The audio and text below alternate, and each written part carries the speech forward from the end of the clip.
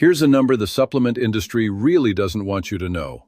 By most honest estimates, something like 9 out of 10 testosterone-boosting supplements on the shelf are essentially expensive placebos, underdosed, unproven, wrapped in a proprietary blend so you can't even see how little is in there, and sold to men who just want to feel like themselves again.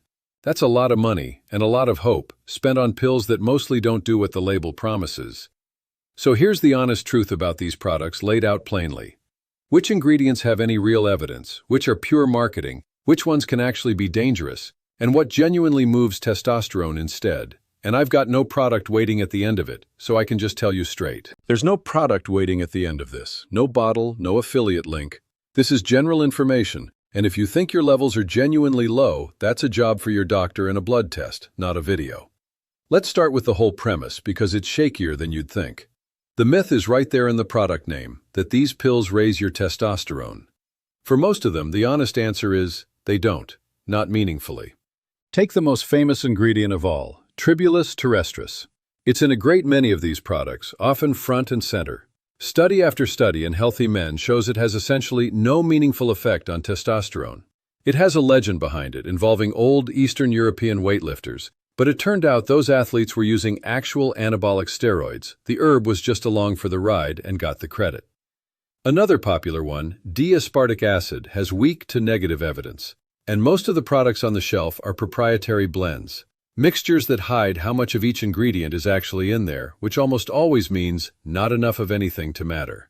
So myth 1, the core promise itself, mostly doesn't hold up. Now, fair enough, a few ingredients do have some real research behind them, and the marketers lean on that hard. Fenugreek, ashwagandha, zinc, magnesium, vitamin D. So the myth here is subtler. This one's different. It's got the proven stuff. Here's the honest picture. Yes, a couple of these show modest effects in some studies. Ashwagandha may help a little, possibly by lowering stress hormones. Fenugreek shows small changes in some trials. But two things get left out of the ad. First, modest really means modest. And here's the trap that fools men. A supplement might produce, say, a 50% increase, which sounds huge.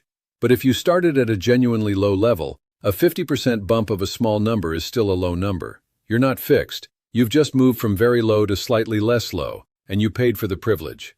Second, and this is the key one, zinc, magnesium, and vitamin D mainly help if you're actually deficient in them. If you're low in zinc, correcting that can help your testosterone. If your levels are already fine, taking more does basically nothing. So the honest version of myth 2 is, a few ingredients can nudge things if you have a specific deficiency, but none of them reliably transforms a genuinely low man into a normal one. This one's important because it's where harmless waste of money can turn into actually risky. The myth is that because these are sold as natural supplements, they're automatically safe. But supplements are not regulated the way medications are. That means what's on the label isn't guaranteed to be what's in the bottle. Independent testing has repeatedly found products that were mislabeled, underdosed, contaminated, or spiked with undisclosed ingredients the buyer never agreed to take. And in the murkier corner of this market, some products sold as test boosters or muscle builders contain things like SARMs or pro-hormones, compounds that are genuinely risky, can affect your liver and hormones in serious ways, and have no business being taken without medical supervision. Natural on a label tells you almost nothing about what you're actually swallowing. So myth 3, natural equals safe, is not just wrong, it can be dangerous. And here's the last myth, the one underneath all the others. The quiet hope that a capsule will let you skip the harder work. I understand the appeal completely, but it's exactly backwards, because the things that genuinely move testosterone are the things in the pill's blind spot. Losing excess weight, if you're carrying it, is one of the most powerful levers there is. Extra body fat actively lowers testosterone, and shedding some can raise your own natural levels more than any booster on the shelf. Good sleep, regular movement and strength work, managing stress, and going easy on heavy drinking all matter more than the bottle. It's less convenient than swallowing a pill, sure, but it's the stuff that actually works, and it improves your whole body, not just one number. The pill is the one option on the menu that mostly doesn't deliver. Let me make this practical. If you feel low, flat, tired, or off, you've got two honest moves, and neither is the supplement aisle. First, work the real levers, the weight, the sleep, the movement, the stress, the alcohol.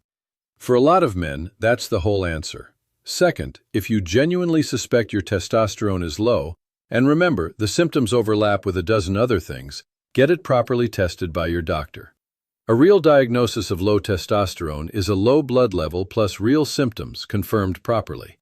And if you truly have that, there are real medical treatments prescribed and monitored that actually work, which is a completely different thing from a drugstore booster. If you insist on trying a supplement anyway, at least choose one that's third-party tested for what's actually in it. Tell your doctor you're taking it, and keep your expectations honest. The effect, if any, will be small. Let me get personal with the man this is really aimed at, the one who's felt run down and reached for a booster because he wanted to feel strong and capable again. That instinct is completely understandable, and wanting to feel better is not something to be embarrassed about. I just don't want you spending your money and your hope on the one thing least likely to help. The good news buried in all this is that the stuff that actually works isn't a secret formula you have to buy.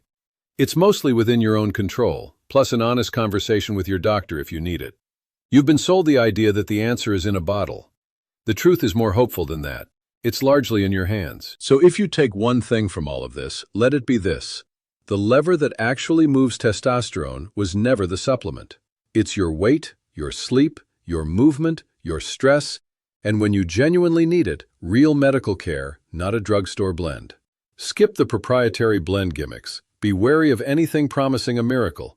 Steer clear of the SARMs and pro-hormones entirely, and put your energy into the things that genuinely work. Your wallet and your body will both thank you. And if you genuinely suspect your levels are low, get an actual test. That's the only way to know for sure. If this saved you from an expensive bottle, a like helps the next person see through the same marketing. I'm actually curious in the comments, have you ever bought a testosterone booster, and did you notice a single thing? Be honest, it helps the next guy decide. And if it's really your energy you're after, the real drivers of fatigue after 60 are laid out in another video. That's where I'd send you next.